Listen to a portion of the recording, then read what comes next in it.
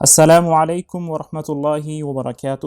الحمد للہ رب العالمین والصلاة والسلام علی اشرف الانبیاء والمرسلین وعلی نبینا محمد وعلی آلہ وصحبہ اجمعین۔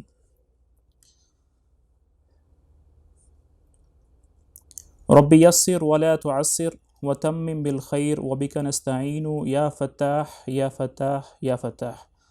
اللہم انفعنا بما علمتنا وعلمنا بما ينفعنا وزدنا عملا وعلما یا ارحم الراحمین۔ کلاس شروع کرنے سے پہلے یہ بتا دوں کہ جو مردوں کا واٹس ایپ کا گروپ ہے اس کی سیٹنگ میں نے چینج کر دی ہے، اب وہ اس میں میسج کر سکتے ہیں۔ کلاس کے دوران اگر کسی کی آڈیو کنیکٹ نہ ہو رہی ہو تو وہ کائنڈلی گروپ کے اندر بھیج دے کہ مجھے آڈیو میری کنیکٹ نہیں ہو رہی ہے، تو دوسرے بھائی اس کی ہیلپ کر دیں تاکہ ہمارا ٹائم بچ سکے۔ تو شروع کرتے ہیں انشاءاللہ۔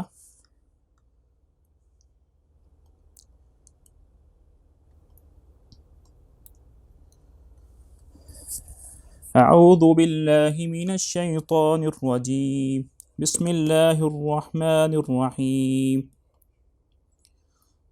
الحمد للہ رب العالمین، الرحمن الرحیم، مالک یوم الدین، ایاک نعبد و ایاک نستعین، اہدنا الصراط المستقیم، صراط الذین انعمت علیہم غیر المغضوب علیہم ولا الضالین، آمین۔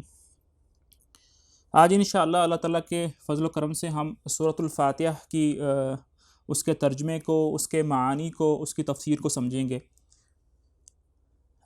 لیکن سورۃ الفاتحہ جو ہے یہ قرآن پاک کی ترتیب کے اعتبار سے سب سے پہلی سورت ہے۔ جیسا کہ آپ سب جانتے ہیں کہ ایک ہوتی ہے قرآن کی ترتیب لکھنے کے اعتبار سے، جیسے صورتیں لکھی ہوئی ہیں، سورۃ فاتحہ ہے، سورۃ البقرہ ہے، پھر آل عمران ہے، یہ لکھنے کی ترتیب ہے۔ لیکن جو قرآن پاک کے نازل ہونے کی ترتیب ہے وہ ایسی نہیں ہے۔ تو لکھنے کی ترتیب سے سورۃ الفاتحہ جو ہے وہ قرآن پاک کی سب سے پہلی سورت ہے۔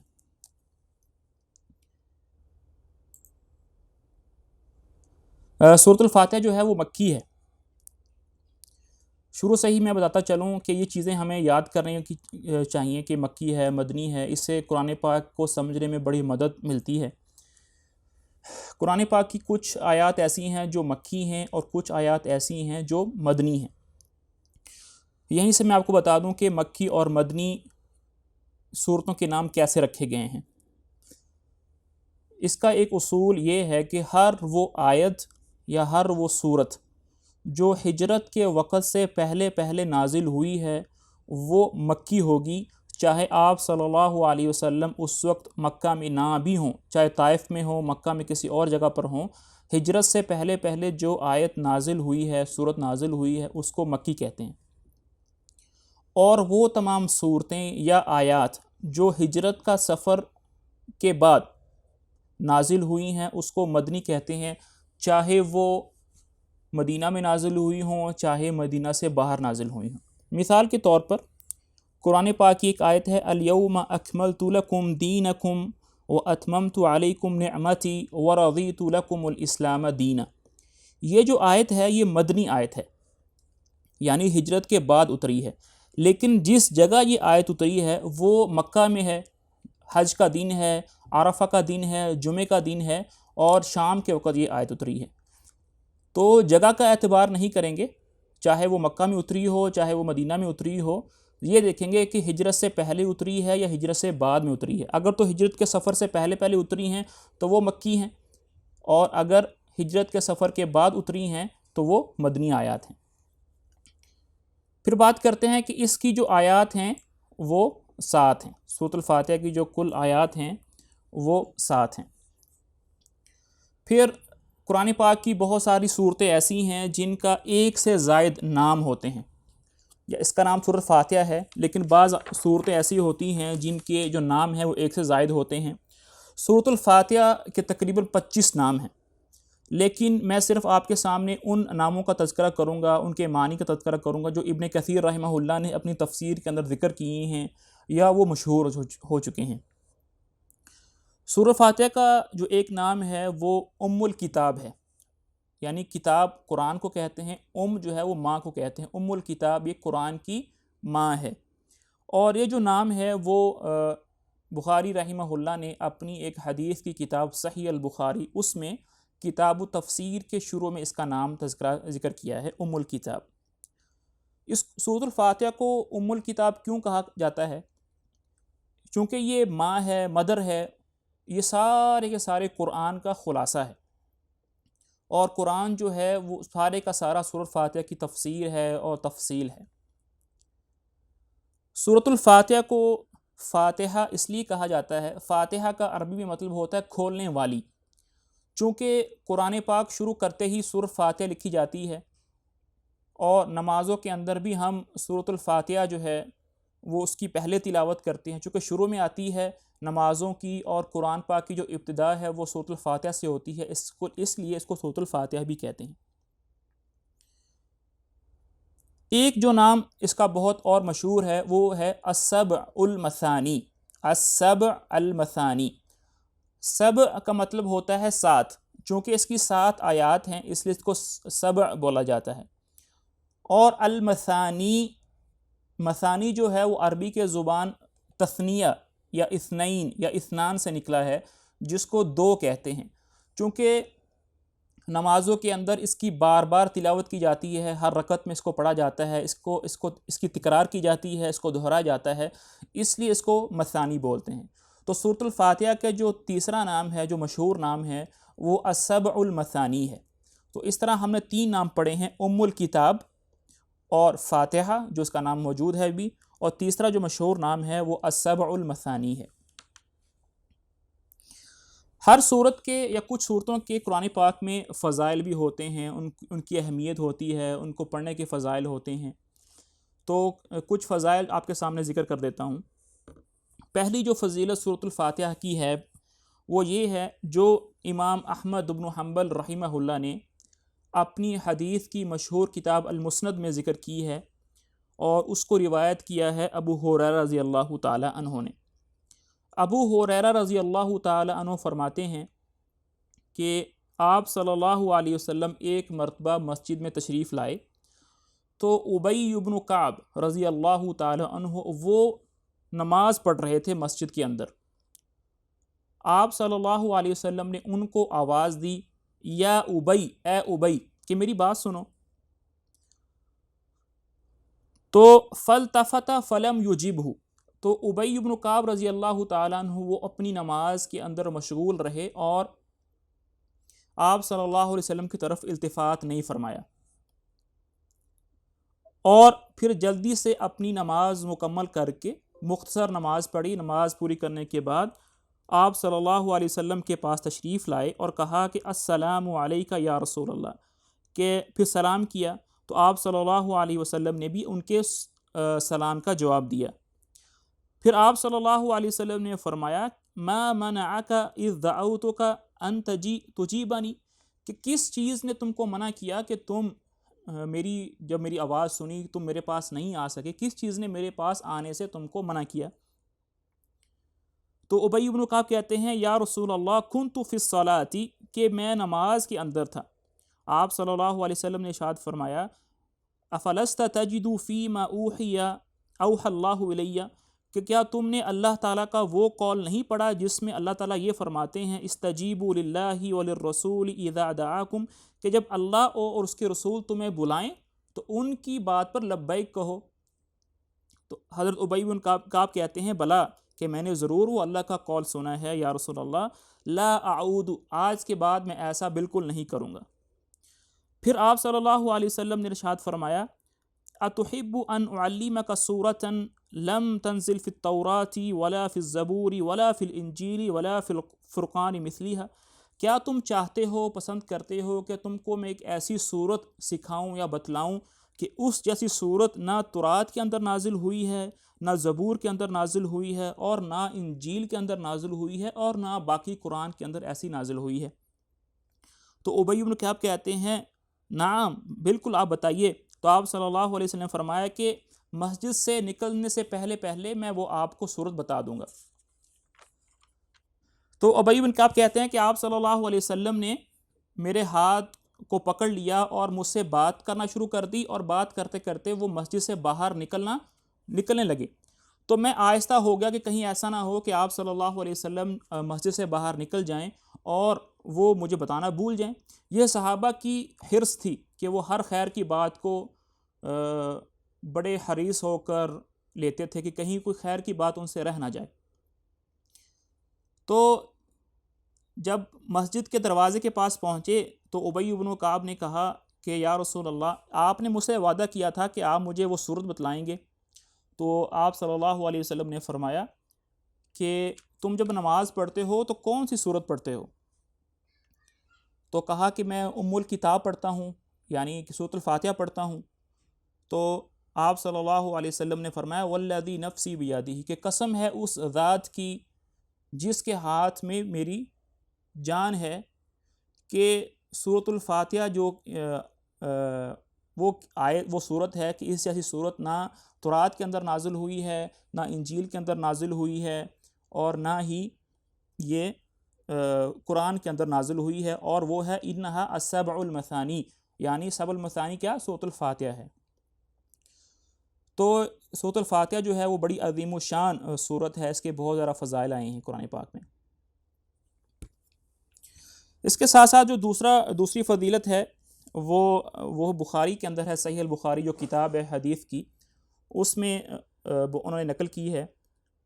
اور ابو سعید الخدری رضی اللہ تعالی عنہ جو راوی ہیں اس قصے کے، وہ فرماتے ہیں کہ ایک دفعہ ہم ایک قافلے کے اندر جا رہے تھے، تو راستے کے اندر ہم نے قیام کیا، فجاءت جاریہ، تو جس گاؤں کے پاس ہم نے قیام کیا تھا وہاں کی ایک چھوٹی بچی ہمارے پاس آئی اور کہنے لگی ان سید الحی سلیم، کہ ہمارا جو گاؤں کا سردار ہے اس کو سانپ نے ڈس لیا ہے، وَإِنَّا نَفَرَنَا غُيَّبْ، اور ہمارے بستی میں کوئی ایسا آدمی نہیں ہے جو اس کا علاج کر سکے، فَهَلْ مِنْكُمْ رَاق، کیا آپ لوگوں میں سے کوئی آدمی ایسا ہے جو ہمارے ساتھ چلے اور وہاں جا کر ان پر کوئی دم کرے، کوئی پھونک مارے؟ فَقَامَ مَعَهَا رَجُلٌ مَا كُنَّ نَعْبِنُهُ بِرُقَيَّةٍ، تو اس لڑکی کے ساتھ ہمارے میں سے ایک ایسا آدمی چل پڑا جو دم کرنے میں مشہور نہیں تھا، کبھی ہم نے دیکھا نہیں تھا کہ وہ دم کرتا ہے۔ فرقاہ، تو وہ آدمی گیا وہاں جا کر اس نے اس سردار کو دم کیا تو وہ ٹھیک ہو گیا اس دم کرنے سے۔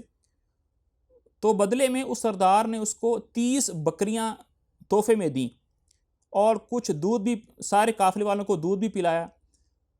جب وہ آدمی جو ہے واپس آیا ہمارے پاس تو کہنے لگا کہ تو ہم نے اسے پوچھا کہ کیا تم پہلے بھی دم کرتے تھے؟ کہا کہ نہیں، میں دم نہیں کرتا تھا، میں نے صرف سورۃ الفاتحہ پڑھ کے دم کر دیا۔ تو ہم نے اس آدمی سے کہا کہ یہ جو بکریاں ہیں اس کو تقسیم نہ کرو، اس کا استعمال، اس کو مت کھاؤ یہاں تک کہ ہم آپ صلی اللہ علیہ وسلم کے پاس پہنچ نہ جائیں اور ان سے مسئلہ پوچھ نہ لیں۔ تو یہاں سے پتہ چلتا ہے کہ جب بھی ہمیں کوئی دین کا مسئلہ ہو تو فوراً عمل نہ کریں، بلکہ کسی جید عالم سے اس کی تصدیق کر لیں، اس کے بعد اس پر عمل کریں۔ تو وہ مدینہ واپس آئے اور آ کر آپ صلی اللہ علیہ وسلم کو سارا واقعہ سنا دیا۔ تو آپ صلی اللہ علیہ وسلم نے فرمایا کہ بکریوں کو تقسیم کر دو اور ایک حصہ بکریوں میں میرے لیے بھی رکھ دو۔ تو اس سے پتہ چلا کہ سورۃ الفاتحہ کے اندر ہر بیماری کی شفا ہے، جس کو بھی کوئی بیماری ہو، درد ہو، تکلیف ہو، اگر وہ سچے دل سے یقین کے ساتھ سورۃ الفاتحہ پڑھ کر دم کرے گا تو اللہ تعالیٰ اس کو ضرور بضرور شفا عطا فرمائیں گے۔ تیسرا جو فضیلت ہے اس کی، وہ صحیح المسلم جو حدیث کی کتاب ہے اس میں ہے، اور ابی ہریرہ رضی اللہ تعالی عنہ نے اس کو ذکر کیا ہے۔ تو فرماتے ہیں کہ ہم ایک مرتبہ آپ صلی اللہ علیہ وسلم کے ساتھ بیٹھے ہوئے تھے تو جبرائیل علیہ السلام تشریف لائے، تو آسمان کے اوپر ہم نے ایک بہت اونچی آواز سنی۔ تو جبرائیل علیہ السلام نے اپنی آنکھ آسمان کی طرف بلند کی، دیکھا اور کہا کہ یہ ایسا دروازہ کھلا ہے آج آسمان سے، اس سے پہلے یہ دروازہ کبھی نہیں کھلا، اور اس دروازے کے میں سے ایک فرشتہ نازل ہوا ہے اور آپ صلی اللہ علیہ وسلم کے پاس تشریف لایا اور آ کر اس نے کہا کہ میں آپ کو 2 روشنیوں کی خوشخبری سناتا ہوں، اور آپ سے پہلے کسی نبی کو بھی وہ نور نہیں دیا گیا. آپ سب سے پہلے نبی ہیں جن کو وہ نور دیا گیا ہے. ایک نور سورۃ الفاتحہ ہے اور دوسرا نور سورۃ البقرہ کی جو آخری آیات ہیں وہ ہیں. آپ ان میں سے کوئی بھی حرف پڑھیں گے تو اللہ پاک آپ کو ضرور اس کے بدلے سے، اس کی برکت سے آپ کو نوازیں گے. تو یہ تو تھے سورۃ الفاتحہ کے کچھ فضائل. تو ابھی ہم شروع کرتے ہیں. سب سے پہلے فاتحہ کی جو ہے سب سے پہلے جو آیت ہوتی ہے، جیسے کہ ہم جانتے ہیں کہ قرآن پاک کی تلاوت کرنے سے پہلے ہم اعوذ باللہ من الشیطان الرجیم یہ پڑھتے ہیں. یہ پڑھنا واجب ہے قرآن پاک کی تلاوت سے پہلے. چونکہ یہاں پر نہیں لکھی ہوئی ہے تو اس لیے میں آپ کو اس کا مطلب بتا دیتا ہوں. سب سے پہلے اعوذ کا مطلب ہوتا ہے کہ میں پناہ مانگتا ہوں، میں پناہ مانگتا ہوں، میں حفاظت میں آتا ہوں، میں کسی کی حفاظت مانگتا ہوں. آگے ہے باللہ. باللہ کے اندر دو مطلب ہیں، ایک با ہے اور ایک اللہ ہے، دونوں مل کے باللہ بن جاتا ہے. تو با کا مطلب ہوتا ہے کسی کی، یعنی کسی کی ہیلپ مانگنا، اس کے لیے با استعمال ہوتا ہے. اور اللہ جو ہے وہ اللہ کا ذاتی نام ہے. تو اعوذ باللہ کہ میں اللہ کی حفاظت میں آتا ہوں، میں اللہ کی پناہ میں آتا ہوں. من کا مطلب ہوتا ہے سے، انگلش میں کہتے ہیں فرام، سے. الشیطان، شیطان جو ہے عربی زبان میں شیطان کا مطلب ہوتا ہے دور ہونا. شیطان کو شیطان اس لیے کہتے ہیں کہ وہ اپنی کرتوتوں کی وجہ سے، اپنے مکر و فریب کی وجہ سے ہر بھلائی سے، ہر خیر سے دور ہے، اس لیے اس کو شیطان کہتے ہیں. عربی زبان میں شیطان کا مطلب ہوتا ہے بعید، دور ہونا. اور بعض علماء نے لکھا ہے کہ شیطان جو ہے وہ اپنی جو فطرت ہے، اپنی جو طبیعت ہے، اس کے حوالے سے، اس کے اعتبار سے انسانوں کی طبیعت سے بہت زیادہ دور ہے، مختلف ہے. کیونکہ وہ انسان جو ہیں وہ مٹی سے بنے ہیں، شیطان جو ہیں وہ کسی اور مادے سے بنے ہیں، آگ سے بنے ہیں، تو ان کی طبیعت مختلف ہے، اس لیے اس کو شیطان کہتے ہیں. تو اعوذ باللہ من الشیطان کہ میں شیطان سے اللہ کی پناہ مانگتا ہوں، اللہ کی پناہ میں آتا ہوں. الرجیم، رجیم جو ہے یہ ایڈجیکٹیو ہے، یہ صفت ہے شیطان کی. رجیم کہتے ہیں، جیسے ہم اکثر لفظ سنتے ہیں رجم ایک لفظ سنتے ہیں نا کہ رجم کیا جائے گا. تو رجم کہتے ہیں عربی زبان میں پتھر مارنا، سنگسار کرنا، ددکارنا. تو شیطان جو ہے وہ اللہ کی رحمت سے ددکارا گیا ہے، اللہ کی رحمت سے دور ہے، اس کو نکال دیا گیا ہے. اور جب شیطان جو ہیں، جب اللہ تعالیٰ وحی کرتے تھے فرشتوں کی طرف، تو شیطان جو تھے وہ وحی کو چرانے کے لیے، اس کو چوری چوری سننے کے لیے اوپر آسمان پر جاتے تھے، تو فرشتے ان کو پتھر مارتے تھے، ان کو سنگسار کرتے تھے. تو اس لیے اس کو رجیم کہتے ہیں. تو اعوذ کا مطلب ہو گیا میں پناہ مانگتا ہوں، باللہ اللہ کی، من الشیطان شیطان سے، الرجیم جو کہ دھتکارا گیا ہے. یعنی میں دھتکارے ہوئے شیطان سے پناہ مانگتا ہوں اللہ کی. کس چیز سے پناہ مانگتا ہوں؟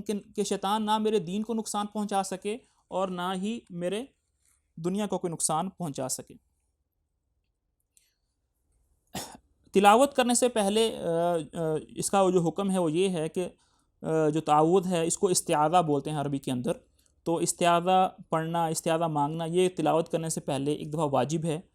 اور قرآن پاک کی تلاوت کرنے سے پہلے اعوذ باللہ من الشیطان الرجیم اس لیے پڑھا جاتا ہے کہ شیطان تلاوت کرنے کے درمیان غفلت نہ پیدا کرے ہمارے دلوں کے اندر اور وساوے نہ پیدا کرے. دوسری آیت جو ہے وہ بسم اللہ الرحمن الرحیم ہے. اب آپ دیکھ سکتے ہیں اس کے اوپر. تو با کا مطلب ہوتا ہے کے ساتھ، جیسے میں نے بتایا نا اعوذ باللہ، با کا مطلب ہوتا ہے کے ساتھ. یہ معنی با بار بار آئے گا، اس لیے اس کو آپ لکھ لیں با کے ساتھ. آگے ہے اسم. یہ اصل میں اسم ہے لیکن یہاں پر سین میم لکھا ہے. اسم کا مطلب ہوتا ہے نام. اللہ کا مطلب ہوتا ہے اللہ، ذاتی نام ہے اللہ تعالیٰ کا، اس کا مطلب میں بعد میں آپ کو بتا دوں گا. تو بسم اللہ یعنی کہ اللہ کے نام کے ساتھ. الرحمن، الرحمن کا مطلب ہوتا ہے رحمت کرنے والا، اور رحیم کا مطلب بھی ہوتا ہے رحمت کرنے والا. تو اللہ کے نام کے ساتھ جو بڑا رحم دل ہے، رحم کرنے والا ہے. رحمان اور رحیم جو ہیں یہ دونوں کا ایک ہی مطلب ہے، رحمت کرنے والا، رحم. لیکن عربی زبان کے اندر ایسا بہت مشکل ہوتا ہے کہ دو لفظ ہوں اور ان کا ایک ہی مطلب ہو، ایسا نہیں ہوتا، کچھ نہ کچھ فرق ہوتا ہے۔ تو اس لیے ظاہری اعتبار سے رحمان اور رحیم کا جو مطلب ہے وہ رحم ہے، لیکن رحم میں کچھ فرق ہے، رحمت میں کچھ فرق ہے۔ اس میں 3 قول ہیں جو بڑے ضروری ہیں سمجھنا، اگر آپ اس کو سمجھ لیں گے تو انشاءاللہ آپ کو بسم اللہ کا مزہ آ جائے گا۔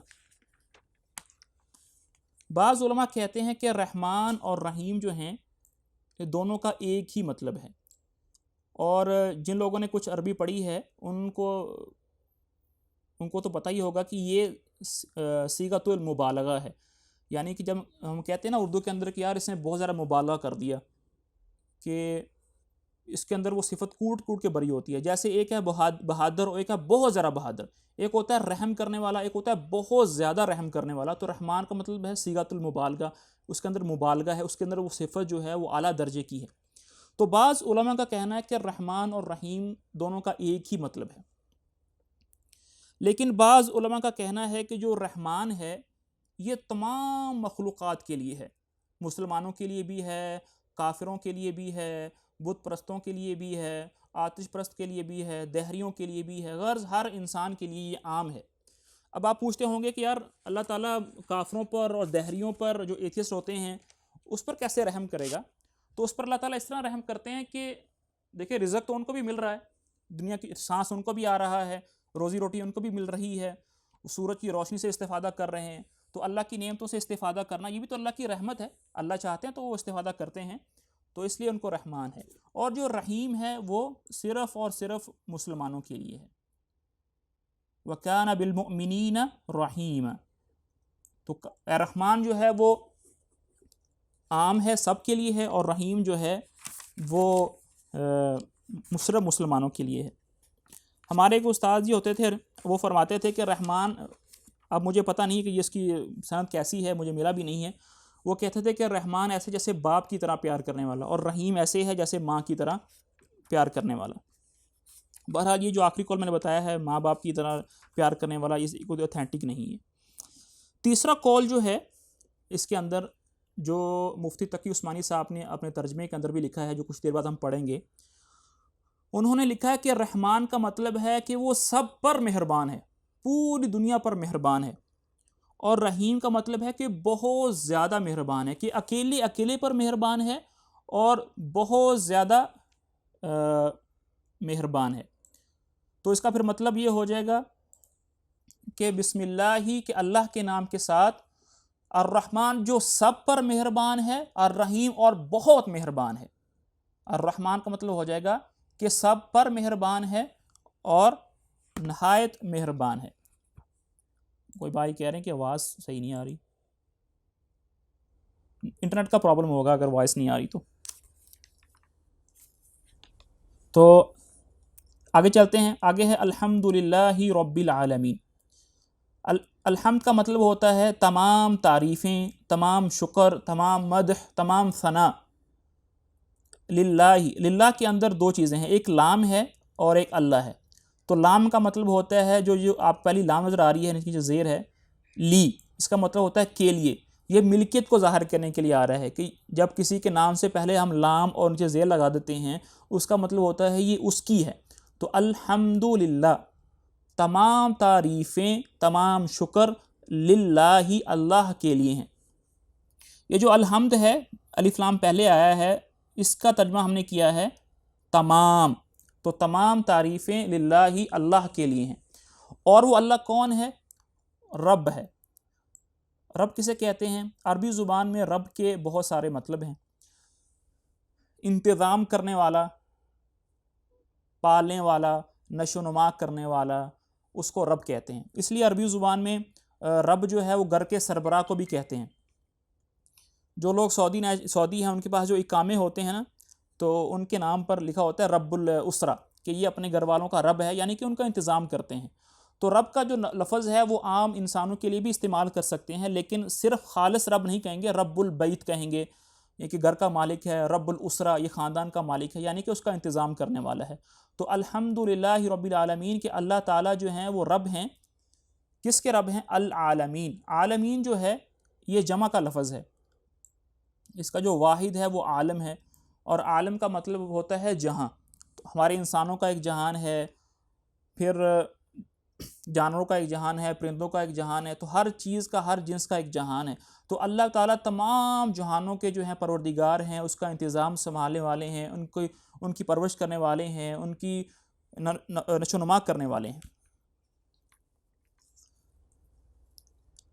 پھر آگے اللہ تعالیٰ کی 2 صفات پھر بتائی ہیں، الرحمن الرحیم. اس پر پیچھے بات گزر چکی ہے، اس لیے اس پر دوبارہ بات نہیں کریں گے.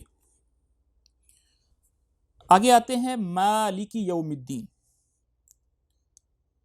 سب سے پہلے مالک دیکھیں قرآن پاک میں بعض اوقات ایک لفظ کو ایک سے زیادہ طریقوں سے پڑھ سکتے ہیں. اس کو علم القراءات کہہ سکتے ہیں کہ اس میں قراءات ہوتی ہیں. تو مالکی جو ہے اس میں 2 قراءات ہیں، دونوں طریقے سے پڑھنا صحیح ہے. اس کو مالکی بھی پڑھ سکتے ہیں اور ملکی بھی پڑھ سکتے ہیں. ابھی جو لکھا ہوا ہے وہ مالکی لکھا ہوا ہے، یہ پر کھڑی زبر ہے نا، اس کو ذرا کھینچ کے پڑھتے ہیں مالکی. لیکن ایک قراءت یہ ہے کہ ملکی، تو اس شکل میں صرف اس کے اوپر زبر ہوگی. تو مالکی اور ملکی 2 قراءات ہیں، دونوں سے پڑھنا اس کو ٹھیک ہے. تو اگر کوئی آدمی اس کو ملکی یوم الدین پڑھ رہا ہو تو پریشان ہونے کی ضرورت نہیں ہے. تو آپ سمجھ جائیں گے کہ ہاں یار مالکی پڑھنا بھی ٹھیک ہے، ملکی پڑھنا بھی ٹھیک ہے، کیونکہ اس کو پڑھنے کے 2 طریقے ہیں، دونوں ثابت ہیں، دونوں متواتر ہیں، اور اس میں کوئی مذاکرہ نہیں ہے. تو مالکی کہتے ہیں مالک، ملکیت، اختیار ہونا. یوم کہتے ہیں دن، یوم کہتے ہیں دن. اور الدین آپ سوچ رہے ہوں گے دین کہتے ہیں اسلام کو یا دین کو، مذہب کو. نہیں، دین کہتے ہیں جزا کو، حساب کو. جیسے عربی میں کہتے ہیں نا کما تدینو تو دانو، جیسا کرو گے ویسا بھرو گے. تو الدین کا مطلب ہوتا ہے جزا کا دن، حساب کا دن. تو قیامت کا دن جو ہے اللہ تعالیٰ اس کے مالک ہیں.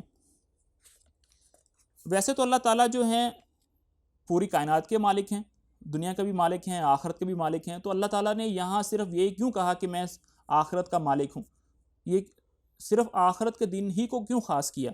کیا اللہ تعالیٰ دنیا کے مالک نہیں ہیں؟ جی ہاں بالکل ہیں. لیکن دنیا کے اندر یہ ہوتا ہے کہ اللہ تعالیٰ نے کچھ نہ کچھ عارضی طور پر کچھ ملکیت انسانوں کو دی ہوئی ہیں. میں گاڑی کا مالک ہوں، فلاں جو ہے وہ کسی ہوٹل کا مالک ہے، وہ اپنے گھر کا مالک ہے. تو ہر انسان کے پاس کچھ نہ کچھ عارضی طور پر کچھ نہ کچھ ملکیت ہوتی ہے. لیکن قیامت کے دن یہ چھوٹے چھوٹے جو اختیارات ہیں یہ مکمل طور پر ختم ہو جائیں گے. کسی کے پاس کوئی اختیار نہیں ہوگا. صرف جو اختیار ہوگا، ملکیت ہوگی، وہ صرف اللہ کے ہاتھ میں ہوگی. پھر آگے جو ہے ایاک. ایا جو ہے لفظ دیکھیں، ایاک کا جو لفظ ہے اس کے اندر 2 مطلب ہیں، 2 الفاظ ہیں. ایک ہے ایا، دوسرا ہے کا. ایا کا مطلب ہوتا ہے صرف، اونلی. اور کاف کا مطلب ہوتا ہے آپ کی، تیری. تو مطلب بن جائے گا صرف تیری. نعبدو، ہم عبادت کرتے ہیں، ہم صرف آپ کی عبادت کرتے ہیں. یہاں پر دیکھیں عبادت جو ہے اس کا مطلب بہت پیارا ہے.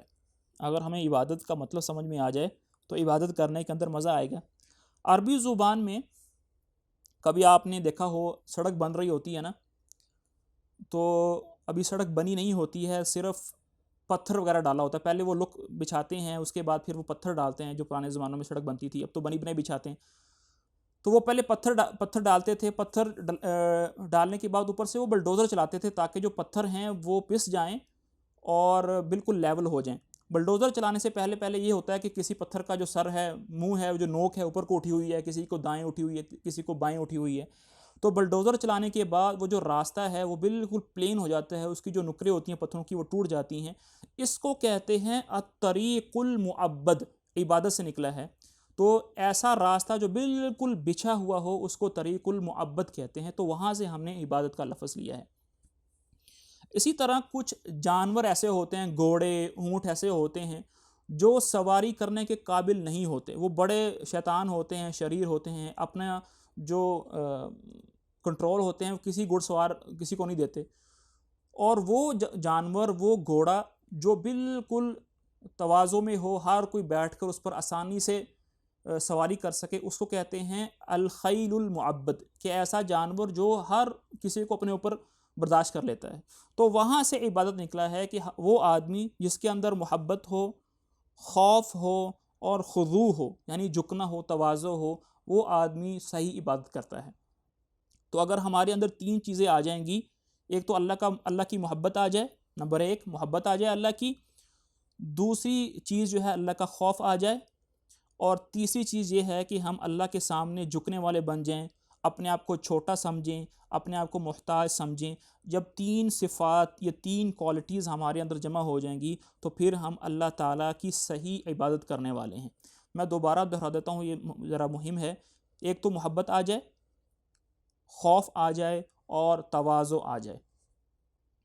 یہاں پر بہت سارے مفسرین نے لکھا ہے کہ سارے کے سارے جو قرآن ہے اس کا خلاصہ سورۃ الفاتحہ ہے، اور سورۃ الفاتحہ کا جو خلاصہ ہے وہ یہ آیت ہے، ایاک نعبد و ایاک نستعین۔ اگر ہم نے ان دو چیزوں کو پکڑ لیا تو یقین مانیں ہم اللہ کے صحیح بندے بن جائیں گے۔ ایاک نعبد، ہم صرف اللہ کی عبادت کریں، کسی اور کے سامنے بالکل نہیں جھکیں۔ اور وا کا مطلب ہوتا ہے اور، اینڈ، یہ بار بار آئے گا، اس کے لیے یہ چیزیں آپ سمجھ لیں، وا اور۔ ایاک پیچھے گزر چکا ہے، اس کی ہم بات نہیں کریں گے۔ نستعین، کہ ہم مدد مانگتے ہیں، ہم مدد مانگتے ہیں، نستعین ہم مدد مانگتے ہیں۔ تو ترجمہ کیا بنے گا؟ ایاک نعبد، ہم تیری ہی عبادت کرتے ہیں اور تجھ ہی سے مدد مانگتے ہیں، تجھ ہی سے مدد مانگتے ہیں۔ کامل ایمان انسان کا اس وقت ہوتا ہے جب وہ اللہ کی عبادت کرنے والا ہو اور اللہ ہی سے مدد مانگنے والا ہو۔ عبادت بھی اللہ ہی کی کرنی ہے اور مدد بھی صرف اور صرف اللہ ہی سے مانگنی ہے، کسی اور کے در پر بالکل نہیں جھکنا ہے، کسی سے کوئی امید نہیں لگانی ہے، نہ کسی انسان سے، نہ کسی جانور سے، کسی چیز سے کوئی امید نہیں لگانی۔ اللہ کے سامنے جھکنے والے، اللہ ہمارے کام بنانے والے ہیں۔ دنیا کے اندر بعض لوگ ایسے ہیں جو ایاک نعبد پر ہیں لیکن ایاک نستعین اس کے اندر نہیں ہے۔ عبادت تو اللہ ہی کرتے ہیں لیکن اپنی مددیں، اپنی خواہشات وہ کسی اور سے مانگتے ہیں، یہ کامل ایمان نہیں ہے۔ اور اس میں ایک اور بڑا فائدہ بھی یہ ہے، دیکھیں ایاک نعبد پہلے فرمایا کہ ہم اللہ تیری ہی عبادت کرتے ہیں، اس کے بعد فرمایا کہ تجھ سے ہی مدد مانگتے ہیں۔ اگر اللہ کی ذات سے فائدہ اٹھانا ہے، اللہ سے کوئی مدد مانگنی ہے، اللہ سے اپنے کام بنوانے ہیں، تو پہلے ہمیں ایاک نعبد پر آنا پڑے گا، اس کے بعد ہمارا ایاک نستعین یہ پورا ہوگا۔ ہیں ہم گناہ گار اور گناہ پہ گناہ کر رہے ہیں، اس کے بعد ہم چاہتے ہیں کہ اللہ ہماری مدد کریں، ایسا نہیں ہو سکتا۔ آج جو ہماری امت کا سب سے بڑا المیہ یہی ہے کہ ہم نے ایاک نعبد کو چھوڑ دیا ہے اور ایاک نستعین پر ڈٹے ہوئے ہیں کہ اللہ ہمیں مدد فرما، ہماری نصرت فرما۔ ایسا نہیں ہوگا جب تک ہم ایاک نعبد پر نہ آ جائیں۔ آگے ہے اہدنا الصراط المستقیم۔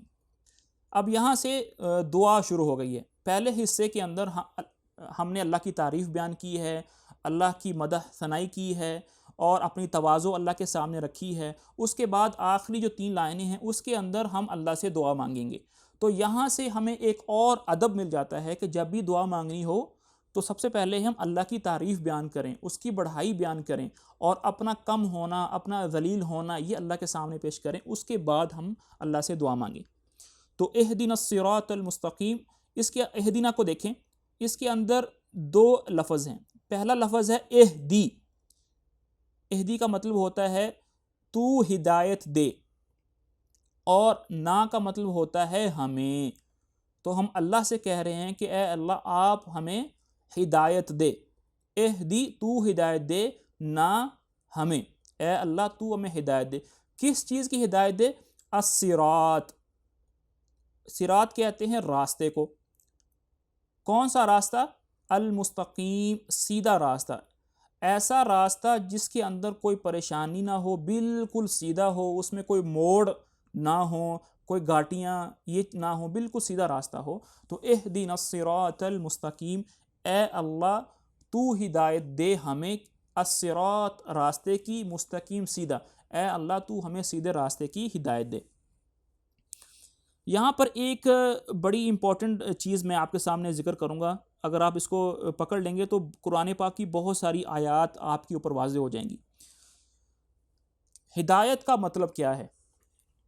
سب سے پہلے میں آپ کے سامنے ایک سوال رکھتا ہوں، پھر اس کا جواب دوں گا۔ دیکھیں قرآن پاک کے اندر بہت ساری جگہوں پر ایسے آیا ہے کہ اللہ تعالیٰ اپنے نبی صلی اللہ علیہ وسلم کو فرماتے ہیں اِنَّکَ لَا تَہْدِی، کہ اے نبی جی آپ ہدایت نہیں دیتے، وَلَکِنَّ اللَّهَ يَهْدِی مَن یشاء، لیکن اللہ جس کو چاہتے ہیں ہدایت دیتے ہیں۔ ایک جگہ پر اللہ تعالیٰ یہ فرماتے ہیں، اور یہ جو آیت تھی وہ حضرت ابو طالب جب ان کا انتقال ہونے لگا تھا تو آپ صلی اللہ علیہ وسلم ان کے پاس اسلام لے کر گیا کہ آپ کلمہ پڑھ لیں، میں قیامت کے دن آپ کی سفارش کر دوں گا، لیکن وہ بغیر اسلام کے فوت ہو گئے۔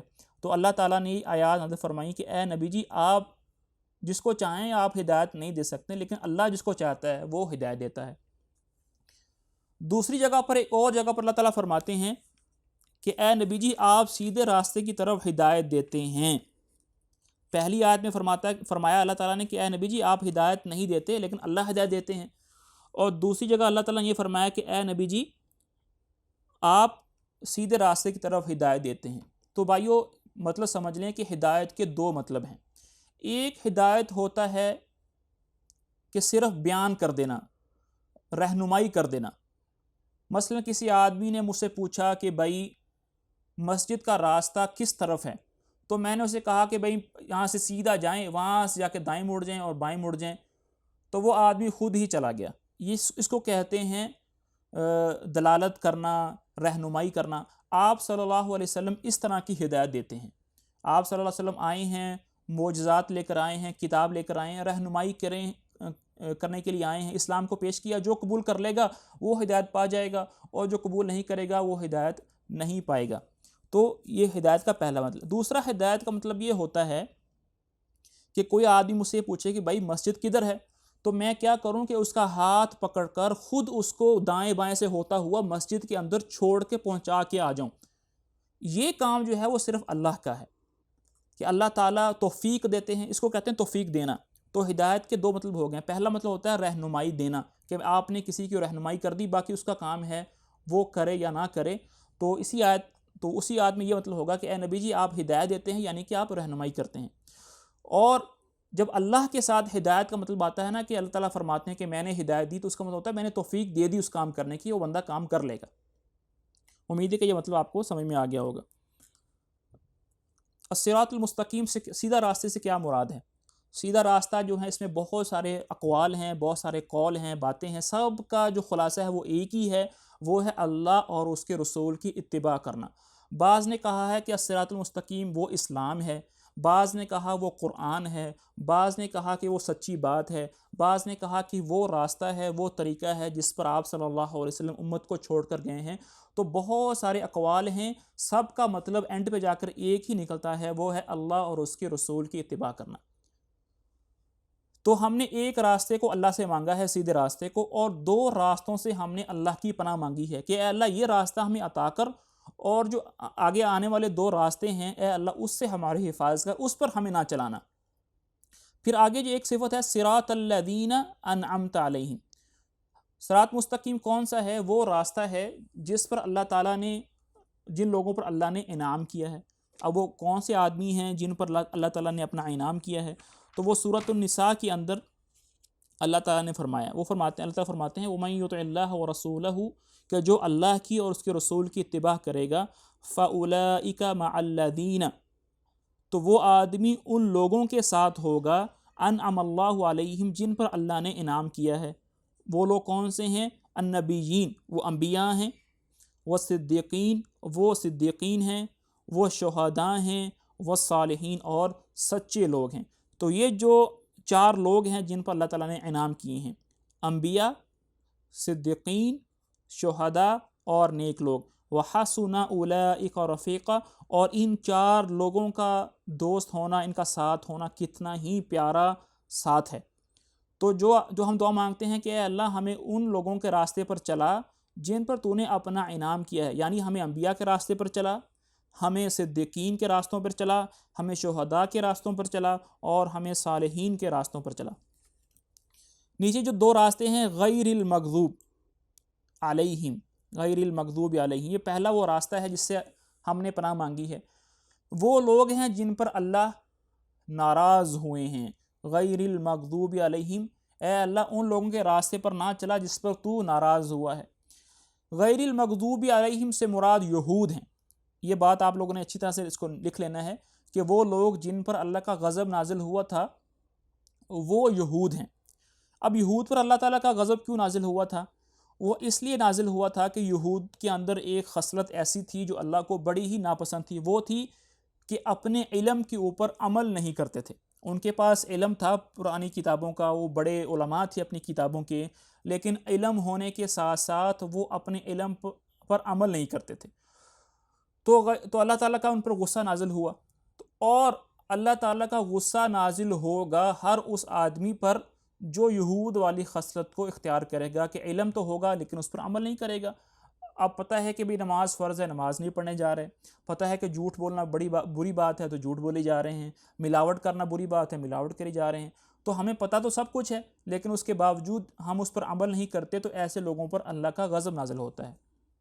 دوسرے لوگ جو ہیں وہ الضالین ہیں۔ ضالین وہ لوگ ہیں جو گمراہ ہو گئے۔ تو ہم نے دو لوگوں کے راستوں سے پناہ مانگی ہے کہ جن لوگوں پر اللہ ناراض ہوئے ہمیں ان راستے پر نہ چلا، اور وہ لوگ جو گمراہ ہو گئے ان کے راستے پر نہ چلا۔ الضالین جو ہیں اس سے مراد ہے وہ جو گمراہ ہو گئے۔ اب کون آدمی گمراہ ہو گئے؟ تو آپ صلی اللہ علیہ وسلم نے فرمایا کہ اس سے مراد نصارہ ہیں، عیسائی ہیں۔ وہ کیسے گمراہ ہو گئے؟ کہ وہ ان کے پاس علم نہیں تھا، علم کے باوجود، علم ہونے کے بغیر وہ عمل کرتے تھے۔ کوئی بھی بات اپنی طرف سے شروع کر لیتے تھے، عمل کرنے لگ جاتے تھے۔ ان کے پاس علم نہیں ہوتا تھا، وہ تصدیق نہیں کرتے تھے یار واقعی اللہ کی طرف سے ہے یا نہیں، بغیر سوچے سمجھے وہ عمل کرنا شروع کر دیتے تھے۔ جیسے آج ہمارے امت کا حال ہو چکا ہے کہ ہم بدعات کے اندر پڑ چکے ہیں، ہم نہ اپنا دین سیکھا نہ قرآن سیکھا، تو ہم بغیر پوچھے ہی عمل کرنا شروع کر دیتے ہیں تو گمراہ ہو جاتے ہیں۔ تو یہود اور جو نصارہ ہیں، مغضوب علیہم اور ضالین، یہ دونوں ایک دوسرے کے اپوزٹ ہیں۔ مغضوب علیہم وہ یہود تھے، ان کے پاس علم تھا، عمل نہیں تھا، اور ضالین جو ہیں وہ نصارہ ہیں، ان کے پاس علم نہیں تھا، عمل تھا۔ تو اس لیے اگر ہم چاہتے ہیں کہ ہم گمراہ ہونے سے بچیں، اللہ کے غصہ ہونے سے بچیں، تو ہمیں دو کام کرنے ہیں، ہمیں علم بھی سیکھنا ہے اور ہمیں اس پر عمل بھی کرنا ہے۔ اگر دونوں میں سے کسی ایک چیز پر کمی ہو جائے گی تو ہماری پکڑ ہو جائے گی۔ اللہ تعالیٰ میری اور آپ کی اسے حفاظت فرمائے۔ آخری جو بات ہے، جب سورۃ الفاتحہ کی تلاوت کی جاتی ہے تو اس کے بعد آمین کہنا یہ مستحب ہے۔ نمازوں کے اندر آمین کہا جائے تو وہی مستحب ہے۔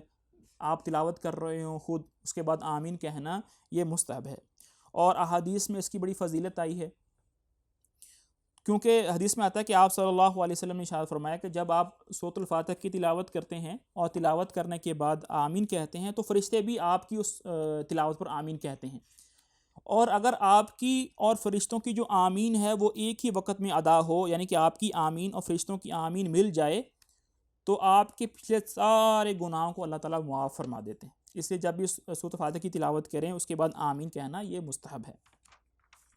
یہاں تک تو الحمدللہ ہماری سورۃ الفاتحہ کی جو تفسیر ہے، جو معنی ہے، وہ پورے ہو چکے ہیں۔ ایک دفعہ ہم مفتی تقی عثمانی صاحب کے ترجمے کو دیکھ لیتے ہیں۔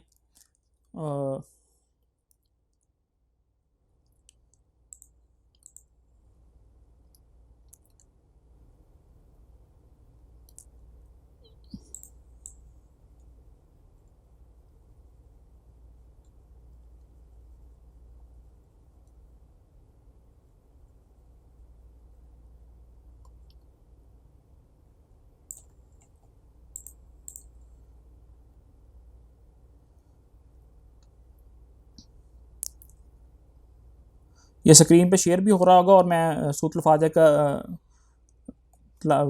پڑھ دیتا ہوں انشاءاللہ۔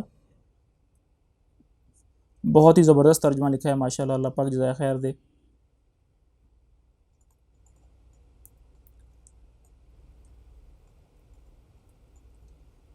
جی سورۃ الفاتحہ، پہلے اس کا تعارف ہے تو تعارف سن لیں۔ سورہ فاتحہ نہ صرف قرآن کریم کی موجودہ ترتیب میں سب سے پہلی سورت ہے، بلکہ یہ پہلی وہ سورت ہے جو مکمل طور پر نازل ہوئی۔ اس سے پہلے کوئی سورت پوری نازل نہیں ہوئی تھی، بلکہ بعد سورتوں کی کچھ آیات آئی تھیں۔ اس سورت کو قرآن کریم کے شروع میں رکھنے کا منشا بظاہر یہ ہے کہ جو شخص قرآن کریم سے ہدایت حاصل کرنا چاہتا ہو اسے سب سے پہلے اپنے خالق و مالک کی صفات کا اعتراف کرتے ہوئے اس کا شکر ادا کرنا چاہیے، اور ایک حق کے طلبگار کی طرح اسی سے ہدایت مانگنی چاہیے۔ چنانچہ اس میں بندوں کی وہ دعا سکھائی گئی ہے جو ایک طالب حق کو اللہ سے مانگنی چاہیے، یعنی سیدھے راستے کی دعا۔ اسی طرح اس صورت میں صراط مستقیم یا سیدھے راستے کی جو دعا مانگی گئی ہے، پورا قرآن اس کی تشریح ہے کہ وہ سیدھا راستہ کیا ہے، جس کا تعارف تھا۔ تو ترجمہ دیکھ لیتے ہیں۔ الحمدللہ رب العالمین، تمام تعریفیں اللہ کی ہیں جو تمام جہانوں کا پروردگار ہے۔ الرحمن الرحیم، جو سب پر مہربان، بہت مہربان ہے۔ جیسے ہم نے آخری کال میں ترجمہ کیا تھا نا کہ سب پر مہربان ہے اور بہت مہربان ہے، تو نیچے لکھا بھی ہوا تھا کہ صاحب نے کہ ایکسٹینسیو ہے اور انٹینسیو ہے، یعنی بہت زیادہ سب کو اس کا رحمت کا فائدہ پہنچتا ہے اور بہت زیادہ فائدہ پہنچتا ہے۔ مالک یوم الدین، جو روز جزا کا مالک ہے، یعنی حساب قیامت کے دن کا مالک ہے۔ ایاک نعبد و ایاک نستعین، اے اللہ ہم تیری ہی عبادت کرتے ہیں، و ایاک نستعین، اور تجھی سے مدد مانگتے ہیں۔ اہدنا الصراط المستقیم، ہمیں سیدھے راستے کی ہدایت فرما، یعنی توفیق دے۔ صراط الذین انعمت علیہم، ان لوگوں کے راستے کی جن پر تو نے انعام کیا۔ غیر المغضوب علیہم، نہ کہ ان لوگوں کے راستے کی جن پر غضب نازل ہوا، ولا الضالین، اور نہ ان کے راستے کی جو بھٹکے ہوئے ہیں یعنی گمراہ ہیں۔ آمین آمین۔ یہ تو الحمدللہ جی ہماری آج کا جو کلاس ہے وہ پوری ہو گئی۔ ابھی ہم انشاءاللہ کوسچن آنسر کا جو سیشن ہے وہ شروع کریں گے انشاءاللہ۔ جو بہنیں ہیں وہ میٹنگ لیو کر سکتی ہیں اور پرسنل میں جا کے میسج پوچھیں گی انشاءاللہ۔ تو 1-2 منٹ انتظار کرتے ہیں بہنوں کا کہ وہ لیو کر جائیں، اور اس کے بعد پھر ہم کوسچن آنسر کا سیشن شروع کرتے ہیں۔